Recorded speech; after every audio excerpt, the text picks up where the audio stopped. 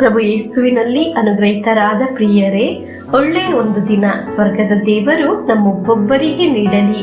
ದೇವರ ವಾಕ್ಯ ಆಲಿಸುವ ನಮಗೆ ಇಂದು ನನಗೆ ಹೇಳಿದ ಹಾಗೆ ಇದೆಯಲ್ಲ ಈ ವಾಕ್ಯ ಎಂದು ಅನಿಸಿದರೆ ನೀವು ತಿಳಿಯಬೇಕು, ದೇವರು ನಿಮ್ಮನ್ನು ತಿಳಿಯುತ್ತಿದ್ದಾರೆ.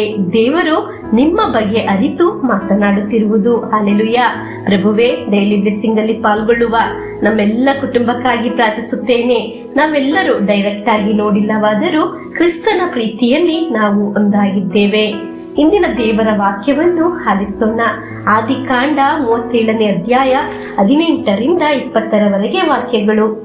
ಅಣ್ಣಂದಿರು ಅವನನ್ನು ದೂರದಿಂದಲೇ ನೋಡಿದರು. ಅವನು ತಮ್ಮ ಬಳಿಗೆ ಬರುವಷ್ಟರೊಳಗೆ ಅವನನ್ನು ಕೊಲ್ಲಲು ಒಳಸಂಚು ಮಾಡಿಕೊಂಡು, ಹಾಗೋ ಆ ಕನಸುಗಾರ ಬರುತ್ತಾ ಇದ್ದಾನೆ, ನಾವು ಅವನನ್ನು ಕೊಂದು ಈ ಬಾವಿಯೊಂದರಲ್ಲಿ ಹಾಕಿ ಬಿಡೋಣ, ಕಾಡು ಮೃಗ ಅವನನ್ನು ತಿಂದು ಬಿಟ್ಟಿತ್ತು ಎಂದು ಹೇಳಿದರೆ ಆಯಿತು, ಬನ್ನಿ, ಆಗ ಅವನ ಕನಸುಗಳು ಏನಾಗುತ್ತವೋ ನೋಡೋಣ ಎಂದು ಒಬ್ಬರಿಗೊಬ್ಬರು ಮಾತಾಡಿಕೊಂಡರು. ಪ್ರಿಯರೇ, ಈ ದೇವರ ವಾಕ್ಯವನ್ನು ಆಲಿಸುವಾಗ ಜೋಸೇಫನ ಸಹೋದರರ ಬಗ್ಗೆ ನಾವು ಆಲಿಸಿದ್ದು. ಸಹೋದರನ ಕ್ಷೇಮ ವಿಚಾರಿಸಲು ತಂದೆಯವರನ್ನು ಕಳಿಸಿದ್ದಾಗಿತ್ತು. ನಮ್ಮನ್ನು ಒಂದು ಸಮಯ ಹೇಳಬಹುದು, ಪ್ರಾರ್ಥನೆಗಾರ ಬರುತ್ತಿದ್ದಾನೆ, ಭಕ್ತ ಬರುತ್ತಿದ್ದಾನೆ, ಹಾಡುವವನು ಹೋಗುತ್ತಿದ್ದಾನೆ. ಅವರಿಗೆಲ್ಲ ಒಂದು ದೊಡ್ಡ ಯೋಚನೆ, ನಾನೊಂದು ದೊಡ್ಡ ಜನ ಎಂದು. ದೇವರ ವಾಕ್ಯದಲ್ಲಿ ಆಶ್ರಯಿಸಿ ನಿಲ್ಲುವವರನ್ನು ಕೆಲವರು ಅಪಹಾಸ್ಯ ಮಾಡಬಹುದು. ನೀವು ಬಹಳಷ್ಟು ಅಪಹಾಸ್ಯ ಆಲಿಸಿರಬಹುದು, ಅನುಭವಿಸಿರಬಹುದು. ಪ್ರಿಯರೇ, ಅವರು ಏನಾದರೂ ಯೋಚಿಸಲಿ, ನೀವು ಈಗ ದೇವರಲ್ಲಿ ಆಶ್ರಯಿಸುವುದಾದರೆ, ಪ್ರಾರ್ಥನೆಯಲ್ಲಿ ಆಶ್ರಯಿಸುವುದಾದರೆ ಮನುಷ್ಯರ ಮಾತು ಕೇಳಿ ಕುಗ್ಗಿ ಕುಂದಿ ಹೋಗಬಾರದು. ನಿನ್ನನ್ನು ಅನುಗ್ರಹಿಸುವುದು ದೇವರಾಗಿದ್ದಾರೆ. ಈಗ ವಾಕ್ಯ ಆಲಿಸುತ್ತಿರುವ ನಿಮ್ಮನ್ನು ದೇವರು ಪ್ರೀತಿಸುತ್ತಿದ್ದಾರೆ, ಅದನ್ನು ಮರೆಯಬಾರದು. ಪ್ರಿಯರೇ, ಜೋಸೇಫನು ಕನಸುಗಾರ ಎಂದು ಅಪಹಾಸ್ಯ ಮಾಡಿದರು, ಆದರೆ ಆ ಕನಸುಗಾರ ಉನ್ನತಕ್ಕೆ ಏರಿದ್ದನು ಎಂಬುದನ್ನು ನಾವು ಮರೆಯಬಾರದು. ಈ ಕನಸುಗಾರನು ದೇವರು ಕೂರಿಸಿದ್ದು ಸಾಧಾರಣ ಕುರ್ಚಿಯಲ್ಲ, ಆ ರಾಜ್ಯದ ಆಡಳಿತಗಾರನ ಕುರ್ಚಿಯಲ್ಲಿ ಆಗಿದೆ.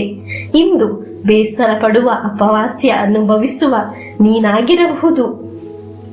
ದೇವರು ಮನುಷ್ಯರು ಆಲೋಚನೆಗೆ ಸಿಗದಂತಹ ಉನ್ನತಕ್ಕೆ ಏರಿಸುವುದು, ಗುರಿ ತಲುಪಿಸುವುದು ಪ್ರಾರ್ಥಿಸುವ ನಿನ್ನ ನಾಳೆಗಳಲ್ಲಿ ಕಂಡು ಆಶ್ಚರ್ಯ ಪಡುತ್ತಾರೆ.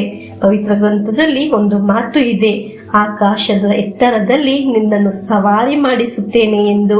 ವಾಕ್ಯ ಆಲಿಸುವ, ಪ್ರಾರ್ಥಿಸುವ ನಿನ್ನಲ್ಲಿ ಉಂಟಾಗಲಿ ದೇವರು ನೀಡುವ ದೈವಾನುಗ್ರಹ, ಅದರ ವಿಜಯ. ಅಸೂಯೆಗೊಂಡು ಜಗಳ ಮಾಡಿ ಬೇರೆಯವರನ್ನು ಅಪಹಾಸ್ಯ ಮಾಡಿ ಅದನ್ನು ನಾಶ ಮಾಡಬಾರದು. ನಮಗೆ ಜೋಸೇಫನ ತರ ದೇವರಲ್ಲಿ ಆಶ್ರಯಿಸುವ ಇಂದಿನ ದೇವರ ವಾಕ್ಯವು ಅನುಗ್ರಹವಾಗಲಿ. ನಮಗೆ ಪ್ರಭುವಿನ ಆಶೀರ್ವಾದವನ್ನು ಸ್ವೀಕರಿಸೋಣ. ನಮ್ಮ ಪ್ರಭು ಯೇಸು ಕ್ರಿಸ್ತರ ವರಪ್ರಸಾದವು, ದೇವರ ಪ್ರೀತಿಯು, ಪವಿತ್ರಾತ್ಮರ ಅನ್ಯೋನ್ಯತೆಯು ನಮ್ಮೊಡನೆ ಇರಲಿ. ರೋಗಗಳಿಂದ, ಅಪಘಾತದಿಂದ, ದುರ್ಮರಣದಿಂದ, ಅಗಾಲಿದ ಮರಣದಿಂದ, ಅಸೂಯೆಯಿಂದ, ಮೋಸವಂದನೆಯಿಂದೆಲ್ಲ ದೇವರು ನಮ್ಮನ್ನು ಸಂರಕ್ಷಿಸಲಿ. ಹಾಲೆಲೂಯಾ.